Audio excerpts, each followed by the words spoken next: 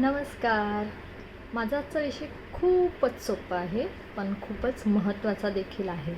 तो म्हणजे आहे स्त्री.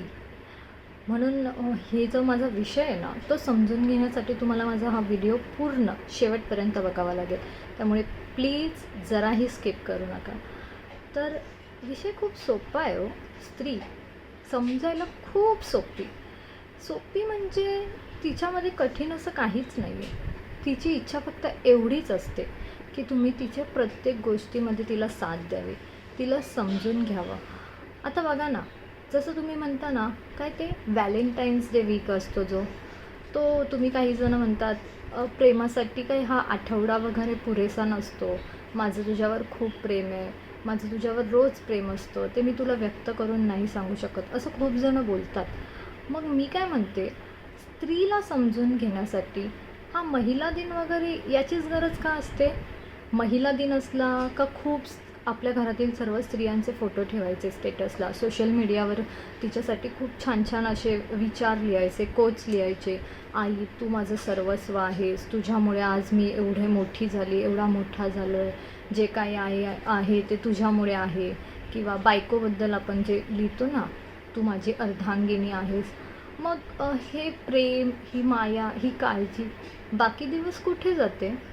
म्हणजे तिला समजून घेण्यासाठी, तिच्यावर जो तुमचं प्रेम आहे, तुमची जी काळजी आहे ते व्यक्त करण्यासाठी फक्त एकच दिवस असतो का?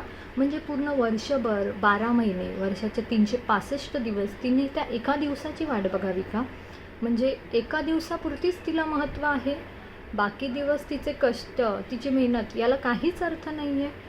बघा ना, आत्ताही तुम्ही जाऊन बघा, तुम्ही मोकळे निवांत एका ठिकाणी बसलेले असाल, लोळत पडले असाल, पण तुमच्या घरातील प्रत्येक स्त्री काही ना काही काम करत असेल.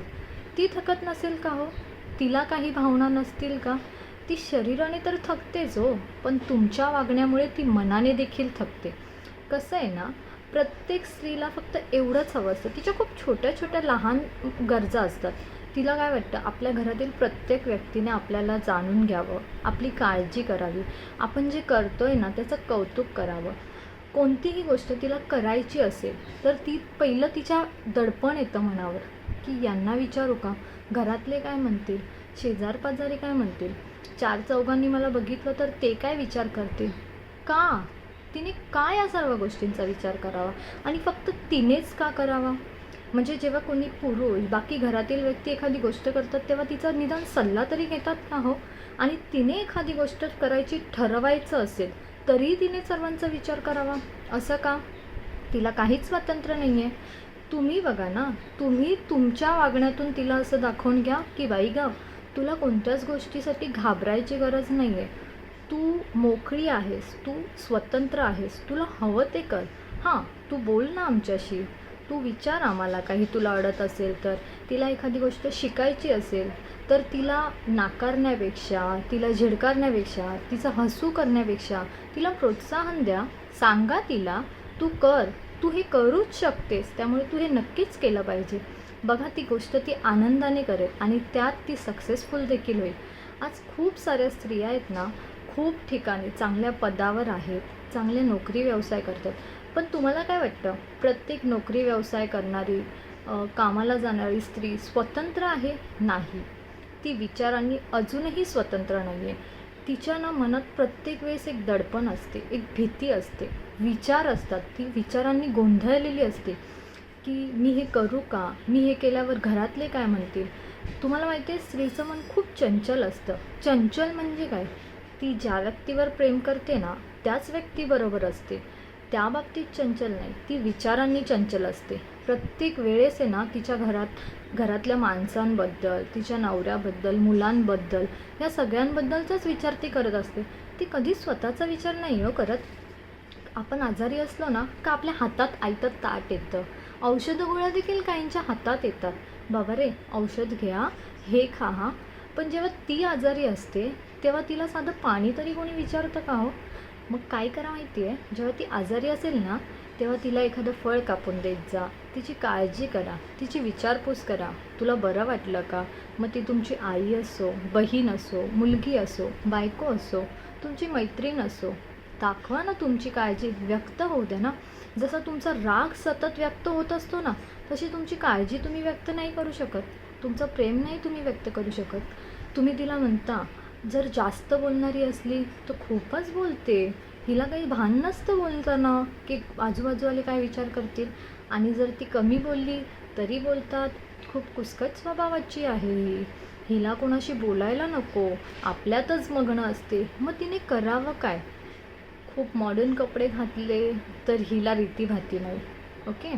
आणि व्यवस्थित संस्कारी मुलगी वागली, अशी वेणी वगैरे बांधून साडी वगैरे बाहेर म्हणजे घरातून साडी वगैरे घालून बाहेर पडली तर ही खूप गावंढळ टाईप आहे, ही एवढी काय अपडेटेड नाही आहे. म्हणजे प्रत्येक गोष्टीवरनं तिला जज केलं जातं. असं का? तुम्ही तिला जज करता, त्यामुळेच ती स्वतःला जज करत राहते. ती कधी स्वतःला सिद्ध करण्यासाठी बिनधास्त अशी उभीच राहत नाही आहे.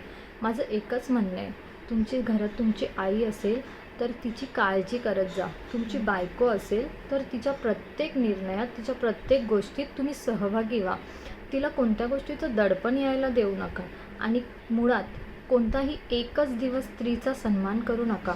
तिची मेहनत, तिचे कष्ट तुम्ही रोज उघड्या डोळ्यांनी पाहता ना, मग त्याच उघड्या डोळ्यांनी जी तिची मेहनत बघताना तर तिचं कौतुकही तोंड भरून करा. मग तिच्यासाठी कोणताही एका दिवसाची वाट बघायची गरज नाही तिला पडणार की बाबा हा तो जागतिक महिला दिन येईल आणि सगळे माझे कौतुक करतील, स्टेटसला माझे फोटो ठेवतील, माझी काळजी करतील, माझ्यासाठी खूप पंचपक्वान्नांचं जेवण आणून देतील, मला कोणीतरी गुलाब देईल, पुष्पगुच्छ देईल. ह्या सगळ्याची तिला काहीही गरज नाही आहे. तुमचे रोज 2 शब्द जरी कौतुकाचे तिने ऐकले ना तरी तिला खूप बरं वाटतं. तिने काही खूप चांगलं जेवण वगैरे बनवलं तर तिचं लगेच कौतुक करा. ठीक आहे, थोडंफार कमी जास्त मीठ, तिखट मीठ होतं, मग सांगा ना तिला, तोंड भरून सांगा, थोडंसं कमी झालं पण खूप छान होतं, त्यातून तुझी मेहनत दिसून आली. तिचं कौतुक करत राहा. तिच्या खूप लहान लहान गरजा असतात, त्या तुम्ही बघितलात ना तर ती तुम्हाला आयुष्यभर साथ देईल. नाहीतर ती आयुष्यभर स्वतःचं मन मारूनच जगत राहील. बाकी सर्व जगभरातील सर्व महिलांना जागतिक महिला दिनाच्या खूप खूप शुभेच्छा.